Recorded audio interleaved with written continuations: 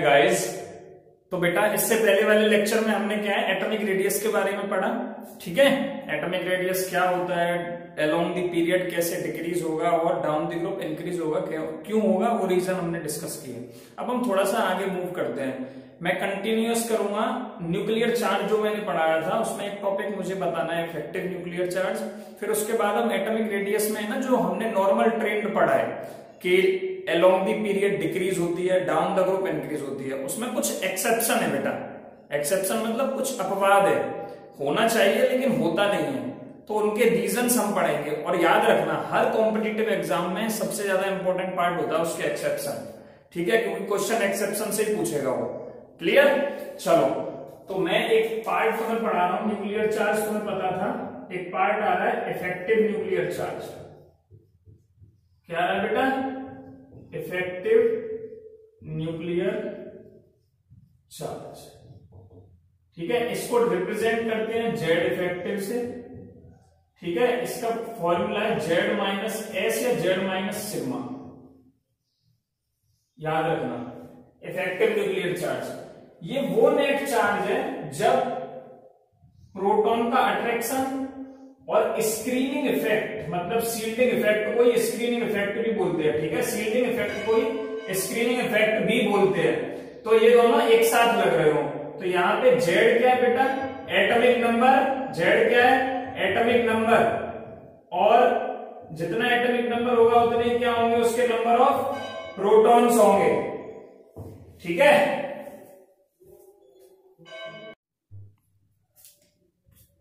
Z क्या है? Atomic number and number of proton. और सिग्मा, सिग्मा क्या है बेटा? Number of electrons present in inner shell. Present in inner shell.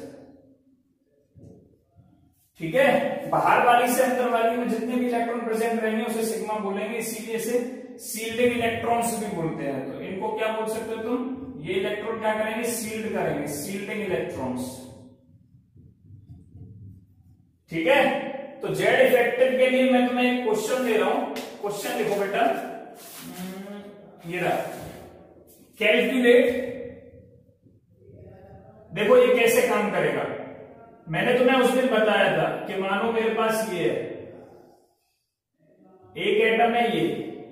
ठीक है, इसमें एक इलेक्ट्रॉन है, तो इसमें तो खाली अट्रैक्शन लग रहा होगा, लेकिन इसके अंदर दो इलेक्ट्रॉन यहाँ पे और मान लो 4 इलेक्ट्रॉन बाहर वाली सेल में, तो अट्रैक्शन भी लग रहा है इस वाले इलेक्ट्रॉन पे, साथ में यहाँ पे एक रिपल्सन भी लग रहा है।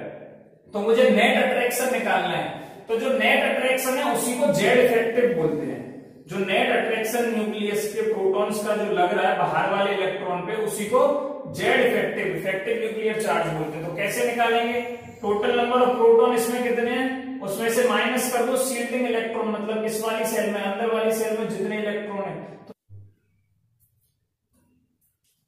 चलो बेटा नेक्स्ट टॉपिक स्टार्ट करते हैं हम अपना। ठीक है, 1 मिनट में चेक कर लेता हूं कैमरा ठीक से फोकस है। ठीक है, चलो नेक्स्ट टॉपिक हम अपना स्टार्ट करते हैं। एंड मैं क्वेश्चंस की बात कर रहा था, है ना, एक्सेप्शनल क्वेश्चन। एक्सेप्शंस हैं लेकिन मैं इन्हें क्वेश्चन की फॉर्म में दे रहा हूं। तो क्वेश्चन नंबर 1 लिखो फटाफट। Why does atomic radius decreases for, why does atomic radius decreases first from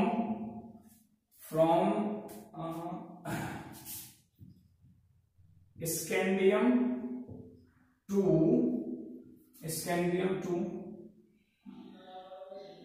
vanadium।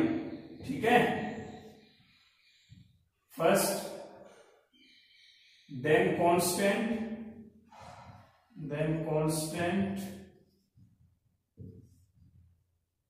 chromium to iron। ठीक है, then chromium to near about cobalt तक, then increases from Ni2Zn। देखो ये कौन से पीरियड की बात हो रही है, ये फोर्थ पीरियड में जो डी ब्लॉक एलिमेंट्स है बेटा, जो डी ब्लॉक एलिमेंट्स है, ठीक है। ये क्वेश्चन डी ब्लॉक एलिमेंट्स में पढ़ाया जाता है वैसे मैं, लेकिन यहाँ पे बता दे रहा हूं तुम्हें, D block elements 12th class में आएगा, ठीक है। ये एक्सेप्शनल क्वेश्चन है, यहीं पे बता दे रहे हैं क्योंकि बच्चे कंपटीशन की भी तैयारी कर रहे हैं साथ में, ठीक है। तो ये होता है स्कैंडियम, यहां पे बना रहा हूं, अब देखो इसका आंसर तो मैं ही बताना है, scandium, titanium, vanadium, chromium, manganese, iron, cobalt, nickel, copper और जिंक, ठीक है। ये है, क्या होता है, पहले यहां से और यहां तक क्या हो रही है एटॉमिक रेडियस बेटा, क्या हो रही है, डिक्रीज हो रही है। फिर यहां से और कोबाल्ट तक लगभग क्या हो रही है, कांस्टेंट है, ऑलमोस्ट कांस्टेंट, ठीक है। एग्जैक्ट तो नहीं, थोड़ा सा तो घट रही होगी लेकिन कुछ ना कुछ कांस्टेंट है। फिर कोबाल्ट से लेके और जिंक तक एटॉमिक रेडियस क्या होती है, Ar एटॉमिक रेडियस क्या हो रही है बेटा, इंक्रीज हो रही है। क्यों, जबकि लेफ्ट टू राइट जाने पे क्या होना चाहिए, डिक्रीज होना चाहिए, लेकिन यहां पे इंक्रीज हो रही है। अब हम तुम्हें रीजन बताते हैं, देखो बहुत अच्छे से ये तुम्हें क्वेश्चन समझना है ना। सबसे पहले कंफिगरेशन लिख दो स्कैंडियम का, आउटर मोस्ट कंफिगरेशन लिखो 4s2, सबसे बाहर वाले इलेक्ट्रॉन वाला लिख रहा हूं मैं 4s2 3d1, ऐसे ही भरते चले जाएंगे। इसका क्या होगा, d2 d3 d4 d5 d6 d7 d8 d9 and d10। Is it clear to you, ये समझ में आ रहा है, d1 d2 d3 d4 d5 d6 d7 d8 d9 d10। देखो अब सेम सेल में जब इलेक्ट्रॉन एंटर होता है, यही तो था न्यूक्लियर चार्ज वाला कॉन्सेप्ट कि भाई ये मेरे पास दो सेल है, इसमें एक इलेक्ट्रॉन है, अगर इसमें मैं नंबर ऑफ इलेक्ट्रॉन्स इंक्रीज करता जाता हूं, मतलब नंबर ऑफ इलेक्ट्रॉन इंक्रीज हो रहे हैं, मतलब नंबर ऑफ प्रोटॉन, अब इसका एटॉमिक नंबर बढ़ रहा है लेफ्ट टू राइट जाने पे, तो क्या हो रहा है, अंदर प्रोटॉन्स बढ़ रहे हैं, प्रोटॉन्स बढ़ने के कारण क्या होगा बेटा, न्यूक्लियर चार्ज इंक्रीज होगा, ठीक है। तो जैसे जैसे यहाँ पे डी वाले में क्या होगा बेटा, ये 5 ब्लॉक होते हैं, एक इलेक्ट्रॉन है, यहाँ पे जितने ज्यादा इलेक्ट्रॉन बढ़ते जाएंगे उतना उनका न्यूक्लियर चार्ज बढ़ता जाएगा, क्योंकि साथ में प्रोटॉन की संख्या भी इंक्रीज हो रही है, ठीक है। तो यहाँ पे क्या होता है, यहां से और वेनेडियम तक न्यूक्लियर चार्ज इंक्रीजेस, ठीक है, and shielding effect not much more, ठीक है। जब हम D4 में आ गए, ठीक है, आगे बढ़ते हैं जैसे जैसे D4 में आ गए, ठीक है बेटा, ऐसे D5 D6 में क्या है, अब इलेक्ट्रॉन बढ़ना स्टार्ट होगा। प्रैक्टिकली क्या देखा गया है कि जैसे ही हम चौथा इलेक्ट्रॉन एंटर करते हैं तो न्यूक्लियर चार्ज तो बढ़ रहा है, न्यूक्लियर चार्ज अब भी बढ़ रहा है, but shielding effect increase more rapid,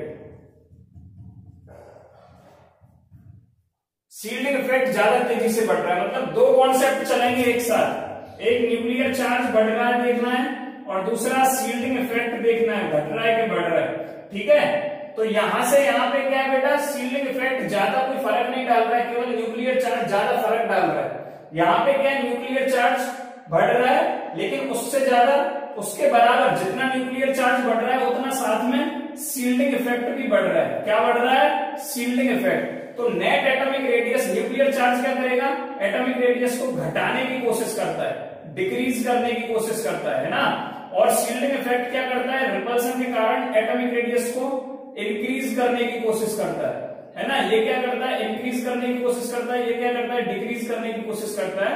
तो क्रोमियम से लेके और लगभग कोबाल्ट तक ये दोनों एक दूसरे को इक्वल करते रहते हैं, एक अट्रैक्ट कर रहा है, दूसरा रिपल कर रहा है, अट्रैक्ट रिपल। तो ज्यादा कुछ फर्क आता नहीं है, थोड़ा सा डिक्रीमेंट दिखता है, लेकिन उतना ज्यादा इफेक्ट नहीं दिखेगा, इसीलिए केवल इसी रीजन के कारण D4 से लेके लगभग D7 तक एटॉमिक रेडियस ऑलमोस्ट कांस्टेंट रहती है। ऐसा नहीं है एग्जैक्ट सेम वैल्यू नहीं होगी, ऑलमोस्ट कांस्टेंट बोल रहा हूं, ठीक है। इसके बाद क्या होता है बेटा, जब हम D7 से आगे मतलब कोबाल्ट से आगे जब मूव करते हैं तो यहाँ पे नंबर ऑफ इलेक्ट्रॉन्स लगातार बढ़ रहे हैं। जितना न्यूक्लियर चार्ज नहीं बढ़ेगा उससे ज्यादा रिपल्सन शील्डिंग इफेक्ट बढ़ जाएगा, ठीक है। यहां पे क्या होगा, शील्डिंग इफेक्ट, यहां पे nuclear charge increase but shielding effect also increase. ऐसे देखो, shielding effect also increase and it camera नीचे तक आ रहा है, ठीक है। यहां पे एक लाइन लिख सकता हूं मैं, and it nullify each others effect, है ना। न्यूक्लियर चार्ज और शील्डिंग इफेक्ट एक दूसरे के इफेक्ट को नलीफाई कर देते हैं, ठीक है बेटा। क्या करेंगे, एक दूसरे के इफेक्ट को नलीफाई कर देंगे, ये लिख लो, ठीक है। इसके बाद हम यहां पे आते हैं, यहां पे क्या होता है, nuclear charge increases but shielding effect increases more rapidly, है ना। यहां पे क्या होता है, रिपल्सन जल्दी बढ़ रहा है। शील्डिंग इफेक्ट का सीधा साधा मतलब है रिपल्सन बढ़ना, ठीक है। शील्डिंग इफेक्ट ज्यादा तेजी से बढ़ रहा है, ठीक है। तो इसीलिए देखो यहां पे वेनेडियम तक न्यूक्लियर चार्ज ज्यादा प्रोनाउंस करता है, डोमिनेट करता है किसके ऊपर, शील्डिंग इफेक्ट के ऊपर। यहाँ पे दोनों एक दूसरे को नलीफाई करते हैं इतने से इतने तक, और इससे आगे शील्डिंग इफेक्ट डोमिनेट कर जाता है किसके ऊपर, न्यूक्लियर चार्ज के ऊपर। तो ये रीजन है कि डी ब्लॉक एलिमेंट्स, कौन से डी ब्लॉक एलिमेंट्स में जो नॉर्मल ट्रेंड है एटॉमिक रेडियस का वो फॉलो नहीं होता। क्यों नहीं होता, तुम्हारे सामने रीजन है, ठीक है। कोई दिक्कत नहीं होनी चाहिए, इस क्वेश्चन को तुम आराम से सॉल्व कर सकते हो, ठीक है बेटा। यहां से क्वेश्चन आता है इसलिए मैंने ये कराया तुम्हें, ठीक है ना। खासकर कंपटीशन वाले याद रखना बेटा, मजे ले लेके पढ़ोगे तो तुम्हें अच्छा लगेगा। अगर तुम ऐसे सोचोगे कि हम थोड़ी सर कंपटीशन की तैयारी करेंगे, बेटा जिंदगी बेकार हो जाएगी तुम्हारी। क्यों साइंस लिए फिर तुमने, अच्छे से मेहनत करो, है ना। कोई बढ़िया पोस्ट पे जाओगे तो अच्छा लगेगा तुमको खुद को। नेक्स्ट एक क्वेश्चन है बेटा, नेक्स्ट क्वेश्चन है एक्सेप्शनल ईयर। ये भी एक एक्सेप्शन का ही क्वेश्चन है, मैंने इसलिए क्वेश्चन सिलेक्ट करके रखे और मैं क्वेश्चन की फॉर्म में ही तुम्हें करा रहा हूं जिससे रटना ना पड़े, ठीक है। इसके बाद कि क्या देखा गया, ये है स्कैंडियम, इसके नीचे क्या होता है, साइलक, ठीक है। इसके साइड में टी जिराफ, है ना। इसके साइड में टेंटिनम, ठीक है। जब हम ऊपर से नीचे की तरफ मूव करते हैं तो क्या होता है बेटा, एटॉमिक रेडियस इंक्रीज होती है। ये तुम्हें मैं समझा चुका हूं, एटॉमिक रेडियस इंक्रीज होती है। तो यहां पे मैं क्या ये बोल सकता हूं, Sc से ज्यादा होगी यूट्रियम की, उससे ज्यादा होगी लेंथेनम की, ठीक है। हाँ ऐसा होता है, ये सही है, ऐसा होता है, प्रैक्टिकली भी ऐसा होता है, हमने जैसा कैलकुलेट किया, ठीक है। लेकिन जब मैं इस वाले ग्रुप, इसकी बात कर रहा हूं, टी जिराफ की या इसकी या इससे आगे वालों की, जितने भी हैं और इसके बाद वाले, जब मैं यहां से यहां मूव करता हूं, क्या होना चाहिए बेटा, टाइटेनियम से ज्यादा होनी चाहिए जिरकोनियम की, उससे ज्यादा होनी चाहिए हाफनियम की। नंबर ऑफ सेल इंक्रीज कर रहे हैं ऊपर से नीचे जाने पे, तो क्या होगा, एटॉमिक रेडियस इंक्रीज होनी चाहिए। बट ऐसा नहीं होता है, ये ट्रेंड गलत है, ठीक है। तो फिर क्या होता है सर, तो फिर ये होता है, देखो प्रैक्टिकली ये होता है, Ti से जिरकोनियम की तो ज्यादा होती है, लेकिन हाफनियम की इसके लगभग इक्वल होती है, लगभग इक्वल होती है एटॉमिक रेडियस, ठीक है। एटॉमिक रेडियस मतलब एटॉमिक साइज, एटॉमिक रेडियस मतलब एटॉमिक साइज। तो ये समझ में आ रहा है तुम्हारे, ऐसा होता है।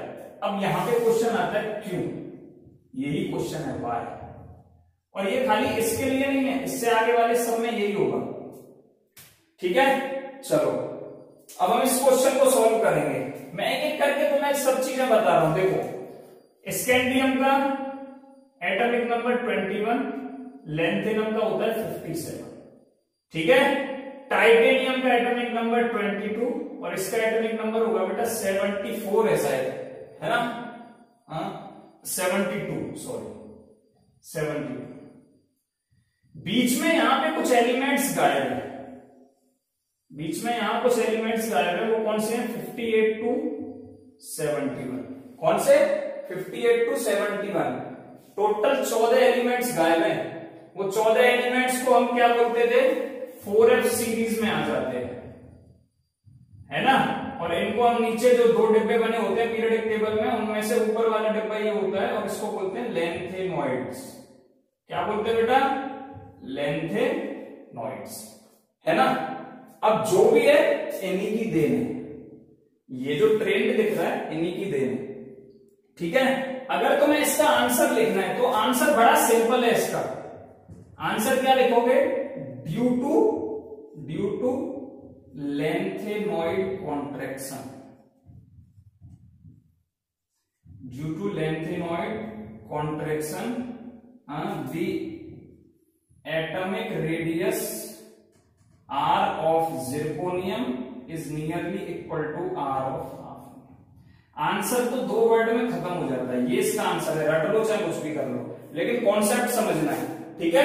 इसे मिटा रहा हूं, इसे लिख लो, ठीक है। लिख लिया, चलो अब इसको समझो ऐसा क्यों होता है, ठीक है। लैंथेनॉइड कॉन्ट्रैक्शन, लैंथेनॉइड वर्ड पे आ गया मैं इसलिए डायरेक्ट, ठीक है। तो अब तुम्हारी चीजें समझ में आएंगी। देखो क्या होता है बेटा, यहां पे जब हम यहां पे लैंथेनम से स्टार्ट करते हैं ना, ये होता था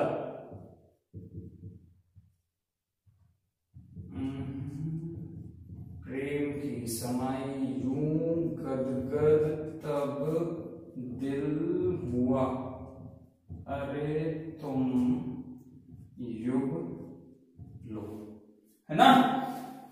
इसमें F0 होता है, इधर F बढ़ती चली जाती है ना, F1 F2 F3।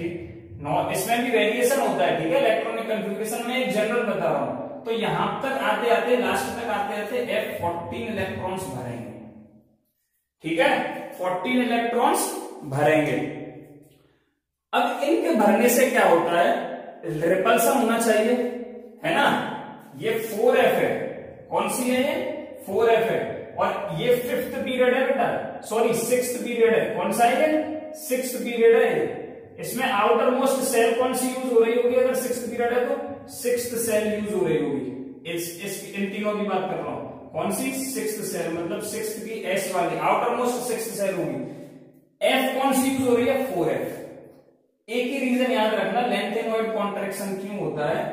Due to poor shielding effect, poor shielding effect of F subshell. अगर 6th सेल बाहर है तो 4th सेल इसके अंदर होगी। अब ये जो 4th सेल होती है, इसकी कौन सी सबसेल यूज हो रही है? F यूज हो रही है, जिसकी सील्डिंग पावर, मतलब इलेक्ट्रॉनों को जो बाहर वाले इलेक्ट्रॉन है इससे बाहर वाले में, उनको जो रिपल्सन करने की टेंडेंसी है वो इसकी पुअर होती है, एकदम सबसे बेकार होती है, ठीक है। इसके कारण क्या होता है? ये रिपल्स नहीं कर पाते हैं तो ये ऐसे फैल नहीं पाएगा। ये रिपेल नहीं करेगा तो बाहर वाली जो सेल है बाहर की तरफ नहीं जाएगी, लगातार यहाँ जो न्यूक्लियस था वो तो अट्रैक्ट कर ही रहा है पहले से। अब काम बचता है इसका कि ये रिपल्स करना स्टार्ट करे। ये तो रिपल्स करना ही रहा है क्योंकि इसकी पुअर सील्डिंग पावर है। तो क्या होगा? ये अंदर की तरफ आ जाती है। क्या होता है बेटा? ये अंदर की तरफ आ जाती है। इसलिए इवन जिरकोनियम की जो आउटर मोस्ट सेल है वो 5th सेल है ना, और इसकी 6th है। ऑटोमेटिक ज्यादा होनी चाहिए, थोड़ी सी ज्यादा होती भी है, लेकिन क्या होता है यहाँ पे न्यूक्लियर चार्ज ज्यादा हो जाता है क्योंकि सील्डिंग इफेक्ट एकदम लगभग 0 है। पुअर सील्डिंग पावर होती है F सबसेल की। तो समझ में आया? इसी को लैंथेनॉइड कॉन्ट्रैक्शन बोलते हैं। आंसर कैसे लिखोगे? What is lanthanoid contraction? तो सिंपल सा लिखना है, the atomic radius of zirconium, या ऐसे लिखोगे the atomic radius of D block elements from 5th period and 6th period is almost equal due to lengthenoid contraction. What is lengthenoid contraction? The decrement in the atomic radii of the decrement in the atomic radii of the T block element due to poor shielding power of the F subcell. ठीक है, एक बार मैं लिख देता हूं ये तो शायद ज्यादा अच्छा रहेगा, क्योंकि तुम लोग शायद नहीं लिख पाओगे, मैं ऐसा समझता हूं, इसलिए मैं यहां लिख रहा हूं बेटा, है ना। लेंथेनॉइड कॉन्ट्रैक्शन क्या होता है, लेंथेनॉइड कॉन्ट्रैक्शन क्या होता है, ये वैसे 12th का टॉपिक है, लेकिन मैं कंपटीशन की वजह से बता रहा हूं, क्योंकि यहाँ एटॉमिक रेडियस की बात चल रही है ना। लेंथेनॉइड कॉन्ट्रैक्शन क्या है, the decrement in atomic radii of D block element on moving down the group due to poor shielding effect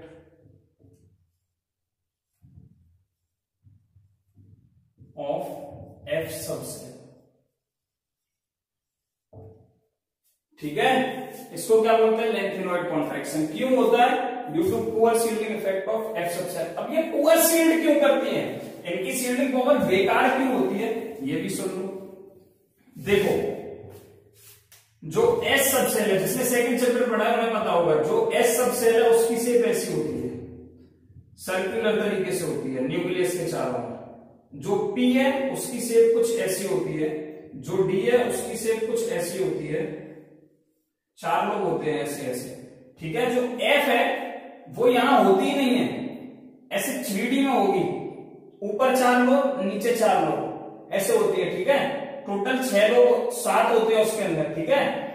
ऐसे इधर और नीचे 3-3 लोग होंगे, 3 इधर ऊपर, फिर 3 इसके पीछे, जस्ट पीछे, ठीक है। मतलब ऐसे उठा के मैं ऐसे रख देता हूं, ऐसे होती है एफ सबसेल। तो इलेक्ट्रॉन जो न्यूक्लियस है, न्यूक्लियस के चारों ओर तो आ ही नहीं रही, इलेक्ट्रॉन को अपने पास नहीं रखती है। एस क्या स्फेरिकल है, पूरी तरह से इलेक्ट्रॉन को अपने काबू में रखेगी। इससे कम कौन रखेगी, पी रखेगी, क्योंकि ये उतना अच्छे से सर्कुलेट नहीं कर पा रही है न्यूक्लियस को, जितना अच्छे से एस कर रही है, चारों तरफ से कर रही है एस। ये पी उससे कम कर रही है, डी उससे भी कम कर रही है, और एफ इससे भी कम करेगी। इसीलिए मैं ये लिख सकता हूं, इन शॉर्ट, कभी कभी 1 नंबर का क्वेश्चन भी पूछ लेता है, ये एक और क्वेश्चन बन गया, arrange the following in increasing power of shielding effect,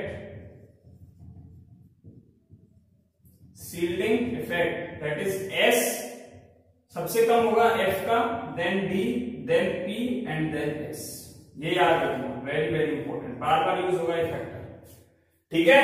तो ये समझ में आ गया तुम्हारे, लेंथेनॉइड कॉन्ट्रैक्शन के कारण क्या होता है, डिक्रीमेंट, ये लगभग एटॉमिक रेडियस बराबर होगी। तो तुम्हें उस क्वेश्चन का आंसर उतना ही लिखना है। लेंथेनॉइड कॉन्ट्रैक्शन पूछता है, ये 12th का क्वेश्चन है, तुम्हारा क्वेश्चन नहीं है, लिखना है तो लिखो, नहीं तो मत लिखो, कोई दिक्कत नहीं है, ठीक है।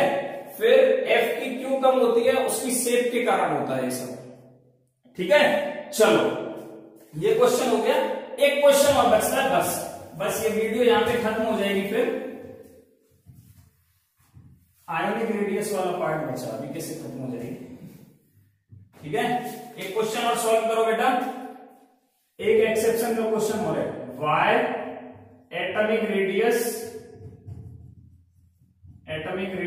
Of He is greater than H atom।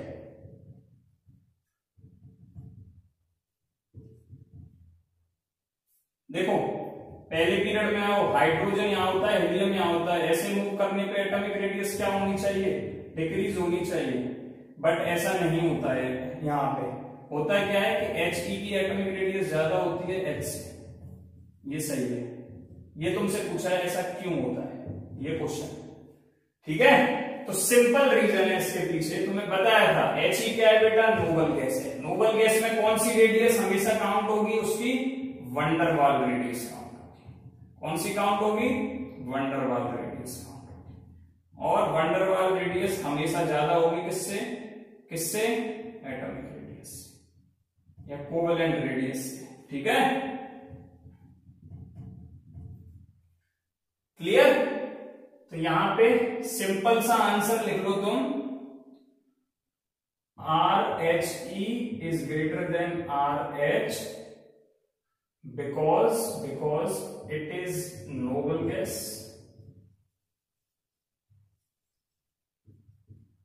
and van der Waal radius will be calculated for it. Van der Waal radius will be calculated for it. और ये तो मैं बता चुका हूं van der Waal radius क्यों ज्यादा होती है, for it which is higher than atomic radius.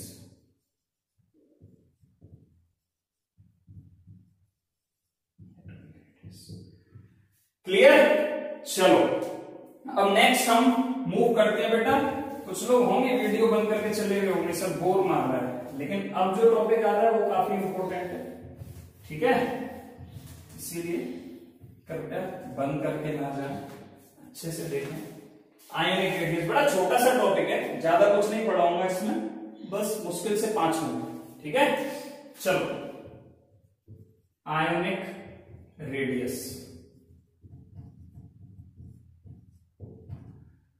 Definition क्या बनाओगे, the radius of an ion, the radius of an ion is known as ionic radius.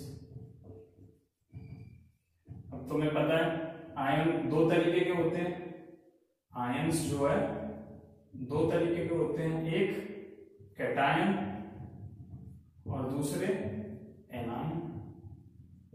अगर मेरे पास एक एटम है, ठीक है, अगर मेरे पास कोई मान लो ए नाम का एटम है, अगर ये इलेक्ट्रॉन लूज कर देता है तो ये कैटायन बन जाएगा, ठीक है। सर ये लूज कहां है, तो ऐड हो रहा है इलेक्ट्रॉन, ऐड नहीं हो रहा है, देखो हुआ क्या है, ए में से एक इलेक्ट्रॉन निकला, ऐसे लिख सकता हूं इसे मैं, ए माइनस 1 इलेक्ट्रॉन तो ए प्लस बना, इसको मैंने उठा के इधर लिख दिया, तो ऐसे लिख देते हैं हम इसलिए, क्योंकि ये अच्छी नोटेशन नहीं है, ये स्टैंडर्ड नोटेशन है, इसी को ऐसे लिख देते हैं। तो होशियार बन जाओ, ऐसे लिखना है हमेशा, ठीक है।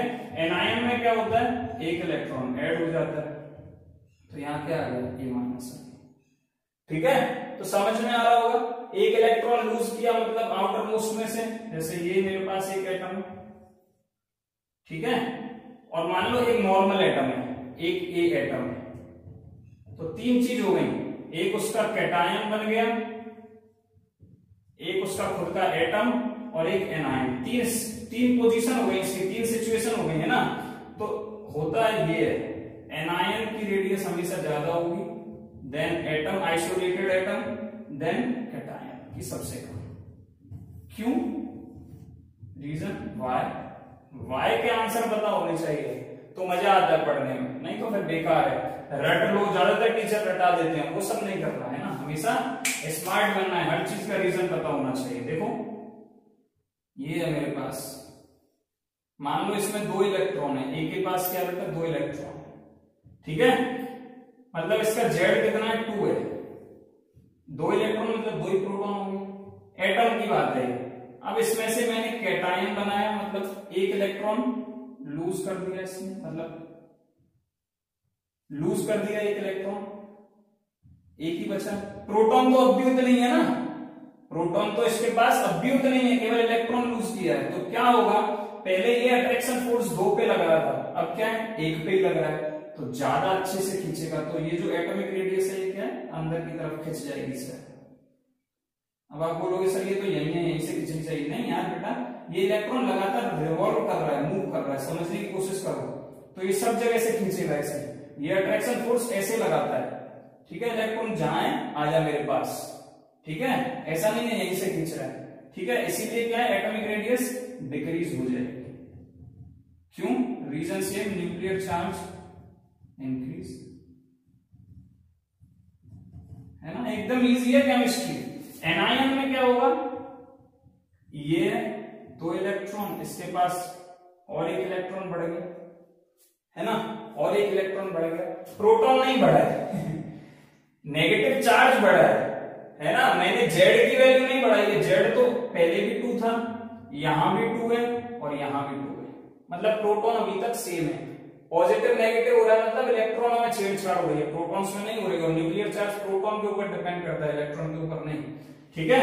तो बेटा देखो 3 बढ़ गए, तो अब क्या इसका अट्रैक्शन पहले 2 पे लग रहा था, अब वो 3 में डिवाइड हो जाएगा, तो उतना अच्छे से अट्रैक्शन नहीं लगेगा, तो जितना पहले खींच रहा था ये, यहाँ पे जितना अच्छे से खींच रहा था उतना अच्छे से ना खींचेगा, थोड़ा सा डिक्रीज हो जाएगा अट्रैक्शन फोर्स, तो हल्का सा मान लो यहाँ खिसक जाएगा, बहुत कम, वो दिखता भी नहीं है कितना खिसका है, ठीक है। पिकोमीटर से हम एटॉमिक रेडियस मेजर करते हैं, पिकोमीटर मतलब 10⁻⁻12 मीटर, ठीक है, 0.00000 दिखता भी नहीं है, ठीक है।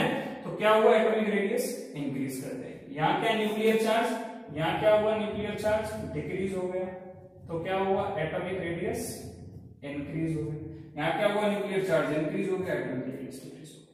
समझ में आ गया? तो क्या मैं तुमसे 3-4 क्वेश्चन लिख दूं, सॉल्व कर पाओगे?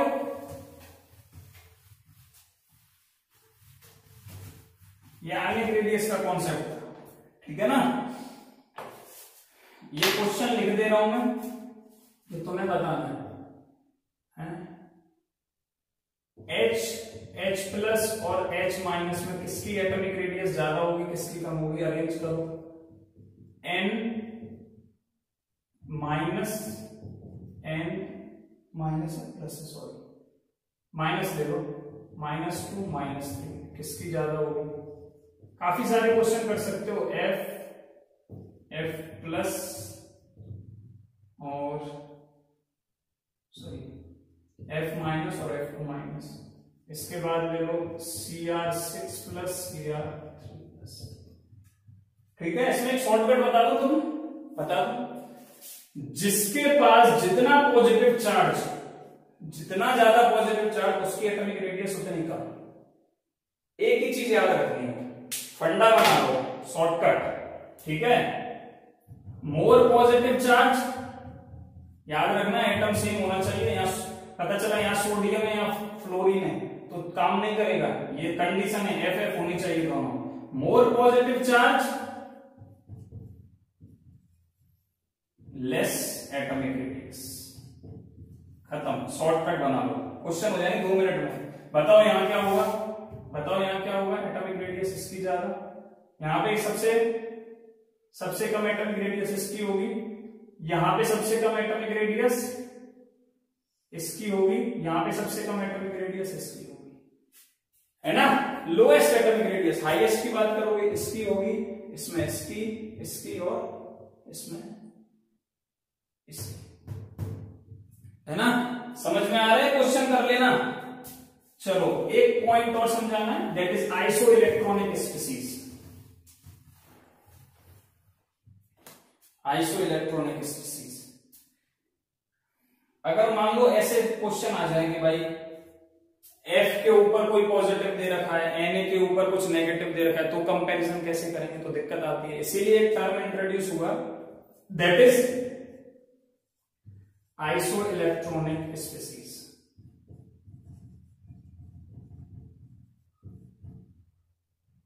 लिख लो, the species, the atoms, the elements having same number of electrons,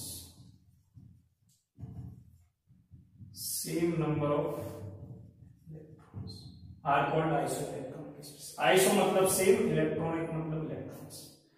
कोई दिक्कत नहीं, एग्जाम्पल बता दो, एग्जाम्पल देख लो, O2 माइनस ले लो, Na प्लस ले लो, Mg2 प्लस ले लो, F माइनस ले लो, काउंट करो इसमें कितने इलेक्ट्रॉन होंगे, 10, इसमें 10, इसमें 10 और इसमें भी 10, सब में 10 नंबर ऑफ इलेक्ट्रॉन्स है।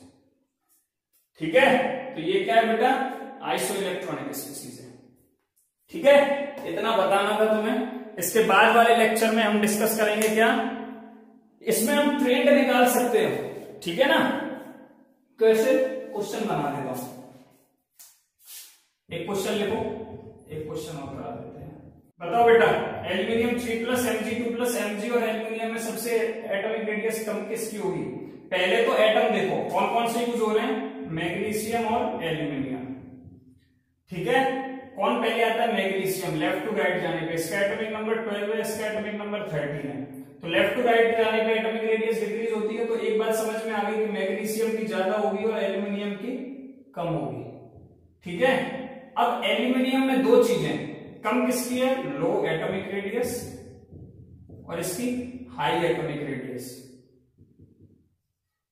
ज्यादा होगी। एटॉमिक रेडियस मतलब एटॉमिक साइज, दोबारा बता रहा हूं, एटॉमिक रेडियस की जगह एटॉमिक साइज वर्ड भी यूज कर सकता है। ठीक है, तो फिर अब एल्यूमिनियम और एल्यूमिनियम 3+ दोनों में किसकी एटॉमिक रेडियस कम, सबसे कम, जिसके पास ज्यादा पॉजिटिव चार्ज वो इसके पास है। तो लोएस्ट एटॉमिक रेडियस किसकी हो गई, लोएस्ट एटॉमिक रेडियस हो गई एल्यूमिनियम 3+। इससे ज्यादा एल्यूमिनियम, ठीक है, देन मैग्नीशियम, और देन उसका cation Mg2+ and then Mg। तो ये क्या होगा बेटा, decreasing order of atomic radius, ये बन गया, देखो ये रहा आंसर, समझ में आना चाहिए। ठीक है, चलो एक क्वेश्चन करा दिया, इतना काफी है। नेक्स्ट वीडियो में हम देखेंगे electronegativity, ionisation enthalpy and electron gain enthalpy के बारे में। बहुत अच्छा और इंपॉर्टेंट टॉपिक है वो भी, और शायद second last video may be और लास्ट दोनों में से कुछ भी हो सकता है, डिपेंड करेगा वीडियो की लेंथ कितनी जाती है। ठीक है, तब तक इसे पढ़ लो बेटा। Thank you.